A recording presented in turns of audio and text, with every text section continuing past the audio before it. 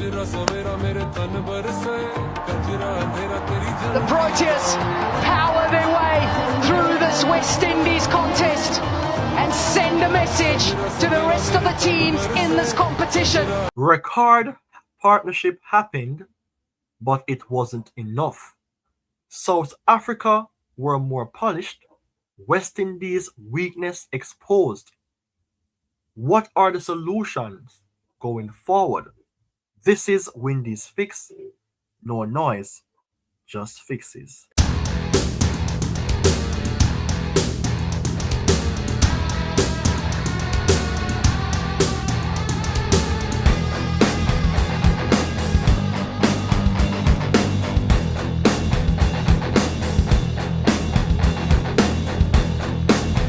Greetings and welcome to Windies Fix.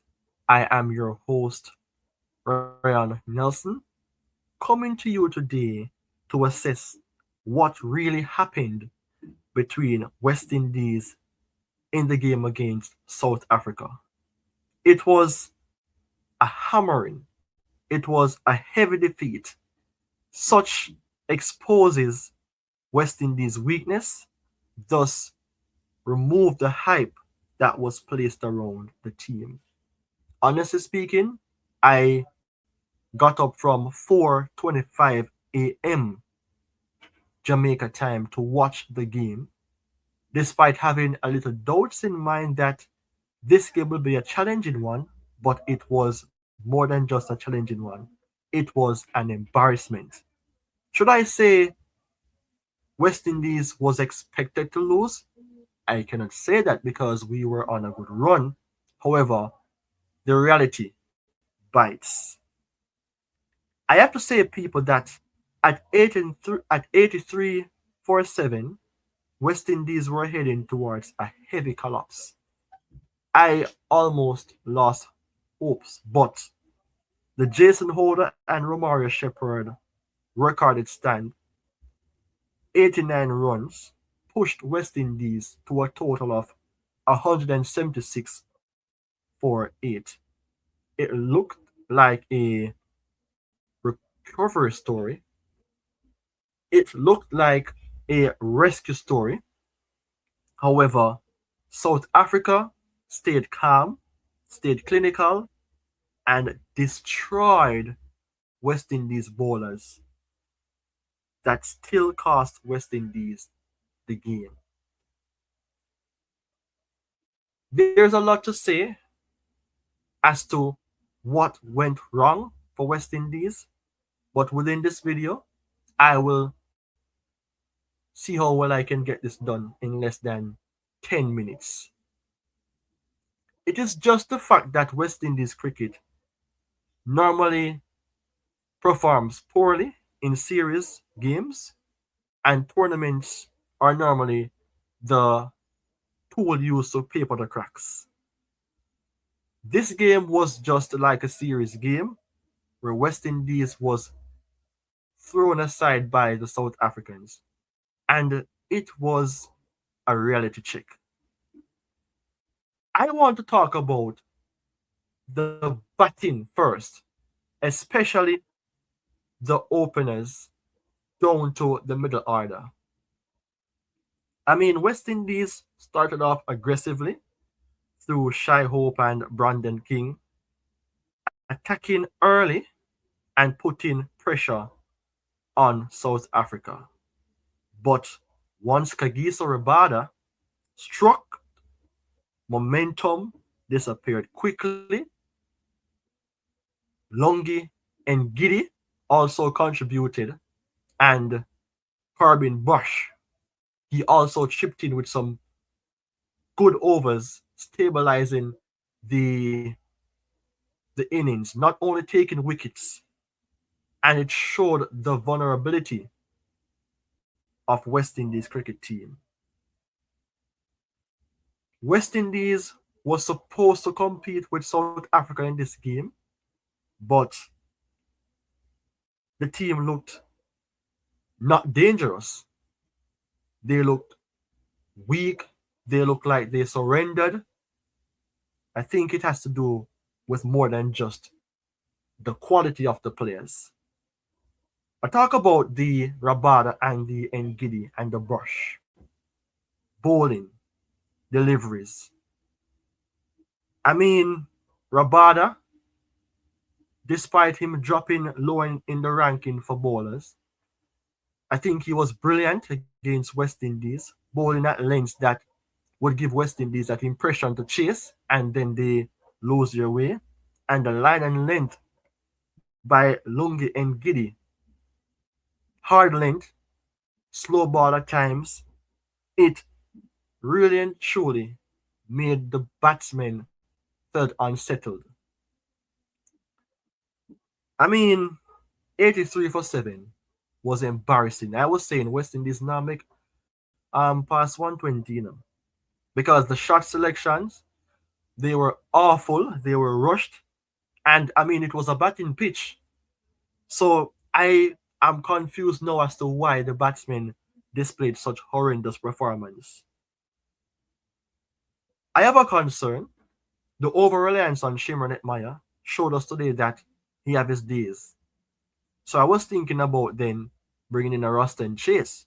Not to say to replace him, but to be like a rescue hero. But Ruston Chase shot that he played was one of his regular shots, being losing his wicket in that type of manner. I don't see anything different from the 2024 game against South Africa when we lost, except from the partnership, the 89 run partnership between a Shepherd and a Holder. The bowling that West Indies go about in utilizing was also questionable, but I will talk about that shortly. Jason Holder and Romario Shepherd, they showed experience and composure, rotating the strike and punishing loose deliveries. They did not look like openers, but they played each ball on the merits. That stand of 89 runs is a world record now in T20. At least I can say that is the only positive taken from the game against the Africans, the Portuguese. But the rescue masked deeper issues because if they did not turn up, it would be an easier win for South Africa. Let me talk about Aiden Markram, how he controlled the game. It was a scoreline that they saw that they could have reached, but Markram and his team, let's say, and his team went out there to display professionalism.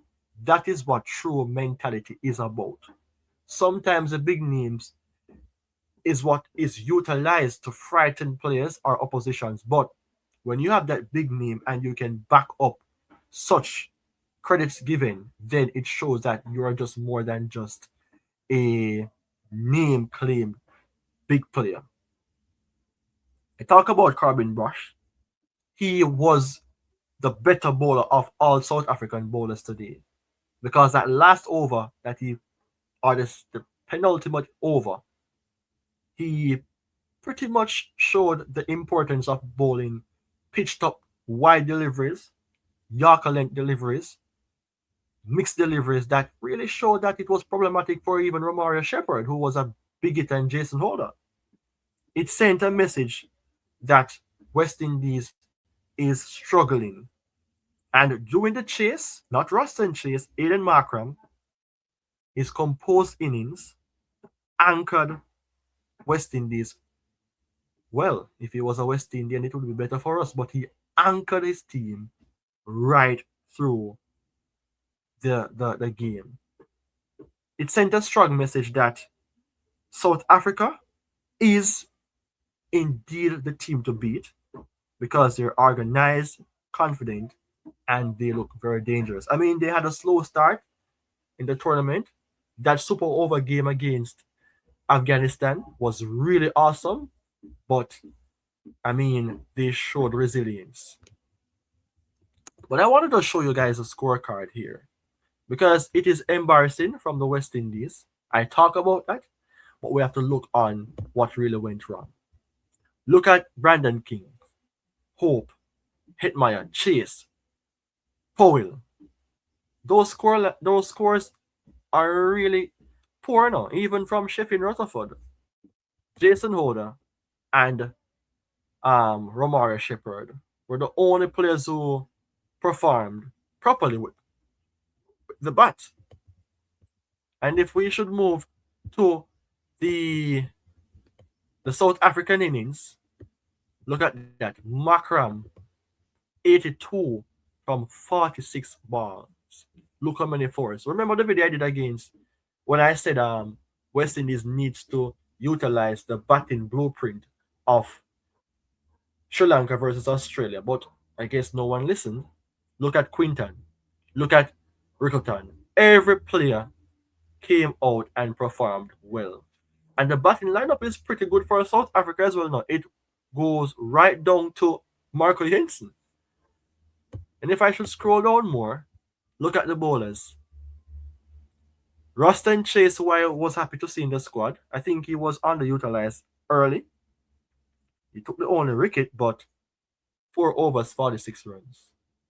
Look at the economic rate. Godekish Moti, what are you trying? Jason Ola giving the ball early along with Romario Shepherd.